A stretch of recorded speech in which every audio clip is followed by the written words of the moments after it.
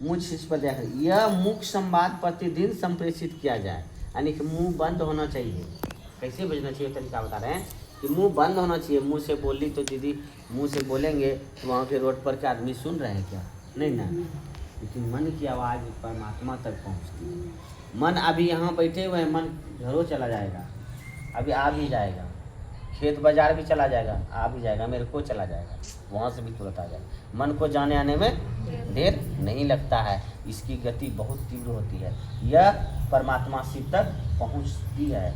तो मन की आवाज़ परमात्मा शिव जल्दी सुनते हैं, ठीक है। इसीलिए मन ही मन बोले कि अपने गुरु शिव से प्रतिदिन, प्रतिदिन मतलब रोज, हर एक दिन, एक भी दिन ये नहीं कि नहीं हो, प्रतिदिन आपको यह बात करना है।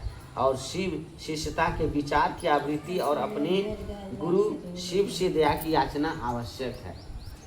यानी अपने गुरु शिव से, शिव गुरु की जो विचार है, यह विचार की आवृत्ति जो सोच है कि मेरे गुरु शिव हैं, तब ना ये बात अगर विचार मन में खड़ा रहेगी तब ना अपने गुरु से दया की याचना कीजिएगा।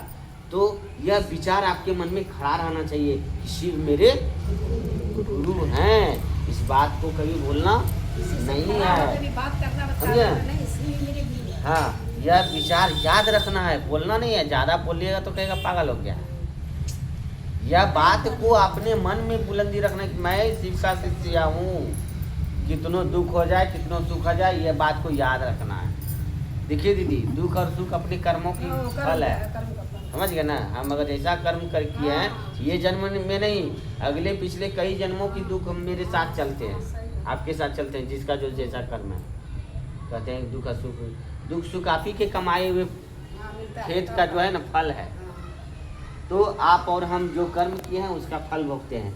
तो ये कर्म, तो इस पर अगर जाएंगे तो बहुत लंबा हो जाएगा मुझे, बस इतने से करना है कि अपने गुरु महादेव की जो विचार है कि मेरे गुरु शिव है, इसको खड़ा रखना है, यह आवृत्ति को, और अपने गुरु शिव से दया की याचना करना है, पल प्रतिपल मन में याद रखना है कि मेरे गुरु शिव है, और अपने गुरु शिव से याद करके दया की याचना करना है। यह प्रतिदिन अगर करते हैं तो गुरु की दया होना शुरू हो जाती है। जब गुरु की दया अनुभव होगी ना दीदी, तो गुरु की आदेश भी याद आएगा कि मेरे गुरु का आदेश क्या है, समझ गए ना। तो आदेश का पता चलेगा। क्या आदेश क्या है? जो तुम करते हो दूसरों को करने के लिए कहो। महादेव बोले हैं साहब दीदी को, साहब को बोले, साहब हरिंद्र को बोले हरिंद्र तुम क्या करते हो? साहब बोले मैं शिव का शिष्य बनाता हूँ। तो उस वक्त शिव का शिष्य बनाते थे, साहब ये नहीं कहते थे कि आप, मैं जो कर रहा हूँ तुम वो भी करो, तुम भी जा करके किसी को बनाओ, ये नहीं कहते थे। तो महादेव बोले, गुरु महादेव कि जो तुम करते हो हरिंद्र, तो वही तुम दूसरों को करने के लिए कहो। यानी तुम महादेव का शिष्य बनाते हो तो उसको भी बोलो कि आप भी महादेव का शिष्य बनाए और आप भी 3 सूत्र करें, ठीक है। जो तुम करते हो वो दूसरों को करने के लिए कहो। यह हुआ महादेव गुरु का आदेश। एक बात जान लीजिए, आदेश में बहुत बल होता है, और ये आदेश किसका है? गुरु महादेव का, जो कि सभी देवी देवताओं के हेड हैं, मालिक है वो, राजा है वो, इसीलिए बोले जाते हैं उसको महादेव, देवों के देव महादेव, सभी गुरुओं के गुरु हैं, इसलिए उसे बोले जाते हैं सब देवों के देव महादेव। महादेव यानी महागुरु, गुरुओं के गुरु हैं तो महागुरु, ठीक है। और ईश्वरों में भी सबसे बड़े ईश्वर हैं, जितने भी ईश्वर हो गए ना संसार में, सभी में ये महान है, इसीलिए इसको बोला जाता है महेश्वर, बोलते हैं कि नहीं। तो ये हर चीज में दीदी महान है, इसीलिए इसके आगे महान लगा जाता है, समझ गए ना। तो उन्हीं को हम और आप अपना गुरु बनाने जा रहे हैं, और उन्हीं की यह आदेश है कि जो तुम करते हो वही दूसरों को करने के लिए कहो। तो क्या बोले हैं गुरु महादेव करने के लिए कि आप महादेव का शिष्य हैं तो दूसरों को भी महादेव का शिष्य बनने के लिए प्रेरित करें कि मैं इस गुरु का शिष्य हूँ, मेरे गुरु शिव हैं, आपके भी गुरु शिव हो सकते हैं। सुनना, समझाना, देखिए समझाना और सुनाना है।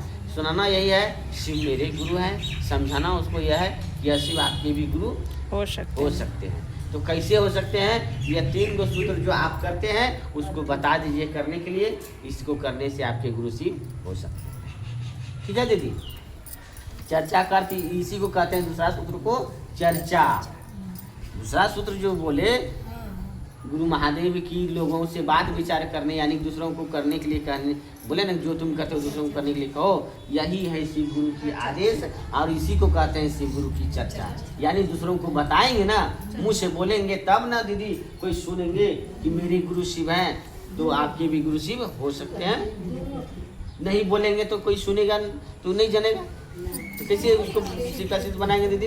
तो इसीलिए दूसरा सूत्र में बोलने के लिए बोले हैं, चर्चा करने के लिए अपने गुरु महादेव की बात। आप देखिए सबसे बड़ी बात है कि हम और आप जितने भी गुरु बहन सब हैं, गुरु भाई सब में भी वैसा लक्षण तनी है कि ज़्यादा नहीं, आप सब गुरु बहन हैं कि आप सब ज़्यादा कहीं बैठते हैं ना तो शिकायत इधर उधर का होता है दीदी, ये कॉमन बात है, हर गांव का ये स्थिति। आप उस जगह पे किसी का शिकायत नहीं करके महादेवी का चर्चा कीजिए ना, आप खूब गप्पी करने वाले हैं, आप खूब गप करने में माहिर हैं, तो आप उस महादेव की चर्चा कीजिए ना, महादेव के विषय में खूब गप कीजिए ना, काहे के लिए इधर उधर का शिकायत करते हैं। एक बात याद रखिए, दूसरों की अगर आप शिकायत करते